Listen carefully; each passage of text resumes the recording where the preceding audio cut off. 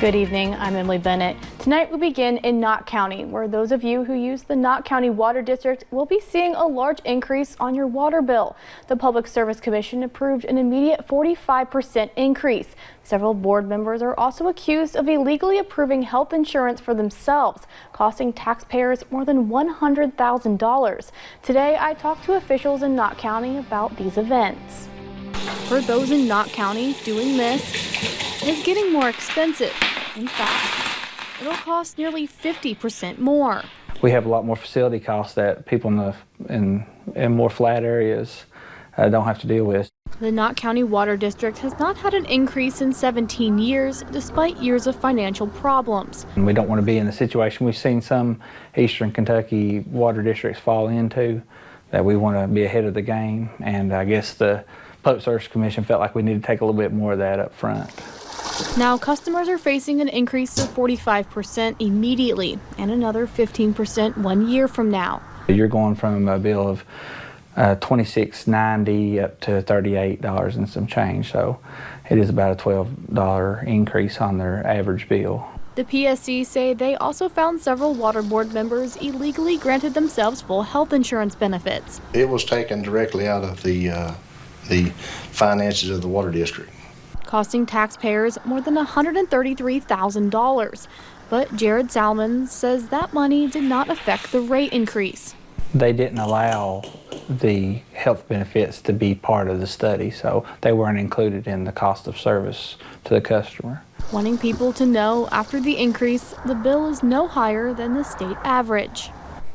Now, the 45% increase is for the 3,000 retail customers. Their wholesale customers, Letcher County Water, Perry County Water, City of Hindman, Southern Water, and Phoenix Properties will only see a 9% increase.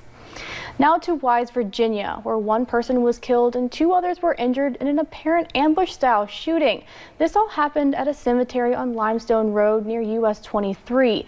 Police say a woman drove a man named William Mills up to the cemetery to meet 39-year-old Christopher Stevens.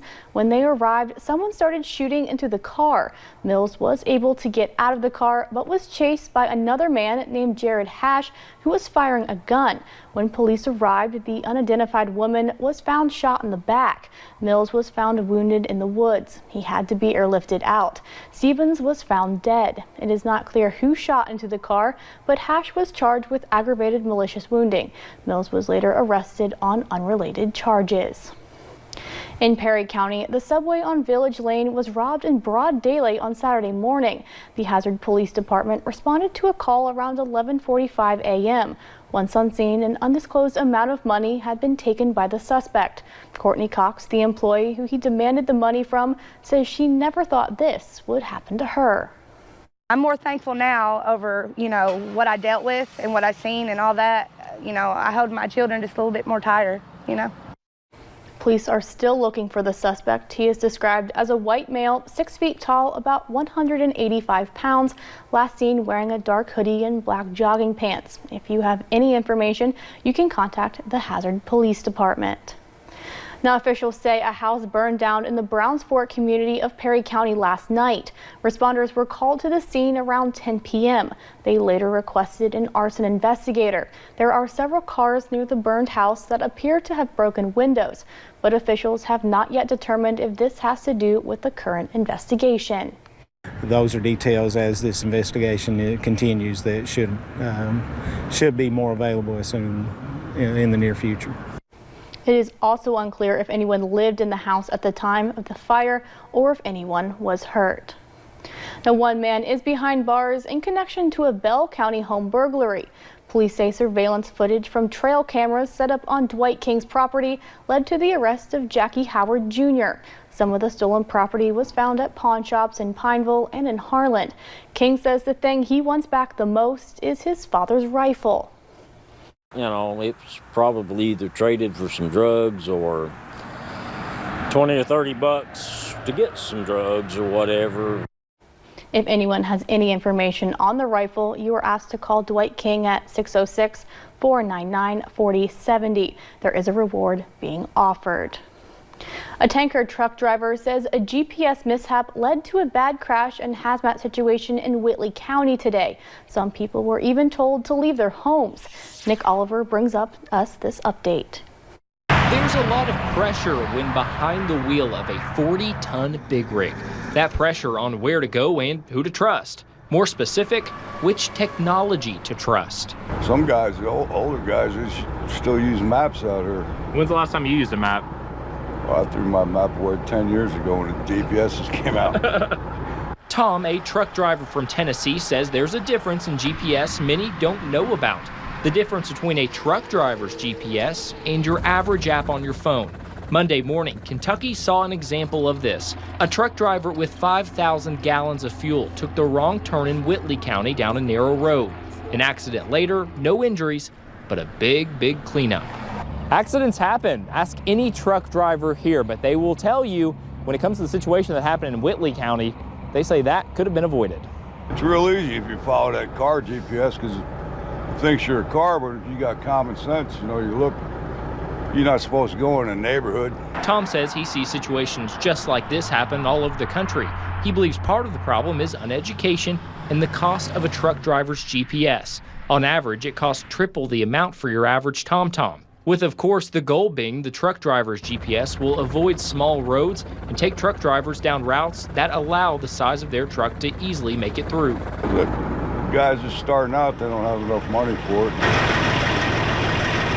But when it comes to that pressure, he says there's some tools you just can't pass up on. In Lexington, If you don't have that trucker's GPS, you can get in trouble out here. Nick Oliver, WYMT Mountain News. Transportation laws prohibit drivers from holding on to any electronic while driving. Many communities do have regulations for roads semi-trucks can and cannot drive on.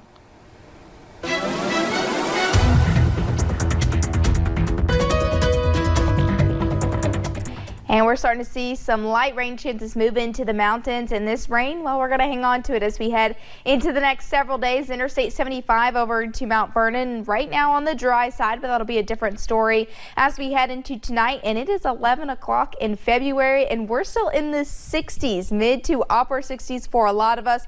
Cool spot if you're looking into Jonesville, but feeling great out there. Of course, we'll continue those warmer temperatures, but with the rain, it's not going to feel that good. Satellite and radar showing those scattered rain chances starting to move in. Not convinced all of this is actually reaching the ground. Some of those darker greens, maybe those lighter greens.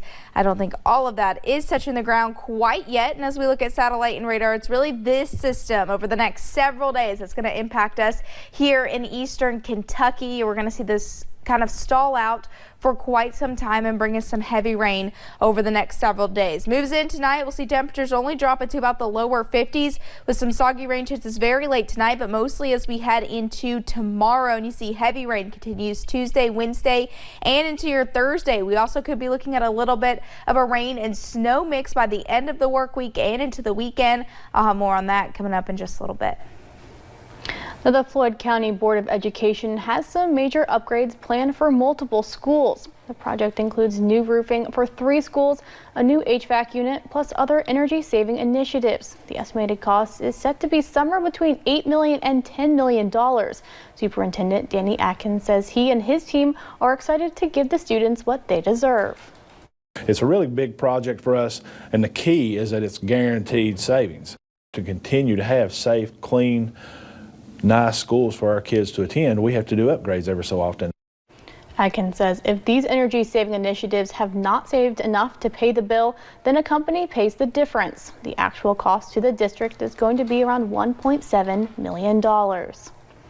After a lifetime of impaired hearing, Floyd County's Anna Sloan received a gift she calls a miracle. For more than 20 years, she has tried to rely on an old, ill-fitting hearing aids, unable to hear most of what is going on around her. With a husband and daughter both battling cancer, Anna was afraid she would not be able to be there for the one she loves, until she entered a contest, winning a $5,000 set of hearing aids from Kentucky Hearing Aids in Prestonsburg.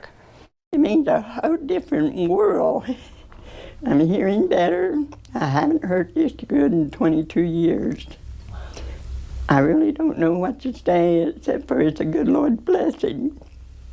Sloan was the winner of Kentucky Hearing Aids Holiday Facebook contest, taking home a $5,000 set of Wide X hearing aids. Now, Iowans have gathered tonight in nearly 1,700 school gyms and community centers, participating in the first contest to decide the Democratic presidential nominee. Already, some of the caucuses have ended and early results are coming in. CBS News is expecting a four-way race between Joe Biden, Senator Bernie Sanders, Pete Buttigieg, and Senator Elizabeth Warren. Natalie Brand is in Des Moines with the latest.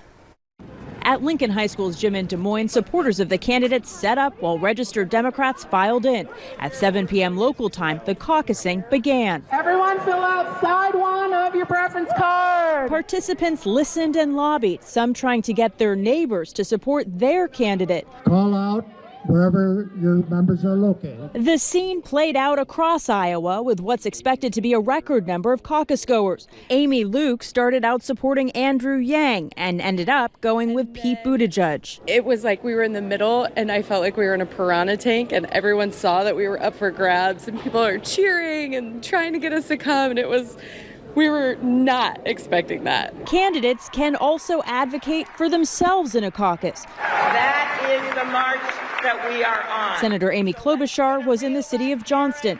Senator Elizabeth Warren was in Des Moines. The senators running missed out on prime campaigning opportunities while serving as jurors in President Trump's impeachment trial. We went back and forth to Washington a number of times, and I felt it was really important to be there. While Iowa has only 41 delegates, this is a contest for national attention and momentum for primary season. And historically, Iowa Democrats have a good track record of picking the eventual party nominee. CBS News entrance polling finds the most important issue for caucus goers is health care.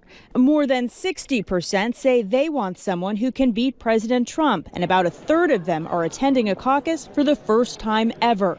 Natalie Brand, CBS News, Des Moines. President Trump won the 2020 Iowa Republican caucuses, a largely symbolic vote as he was facing no significant opposition. Now coming up at 11, a State of the Union during an impeachment trial. We'll break down the topics of President Trump's big primetime address. And large amounts of rainfall are possible over the next couple of days. We'll break down the timing and impacts coming up.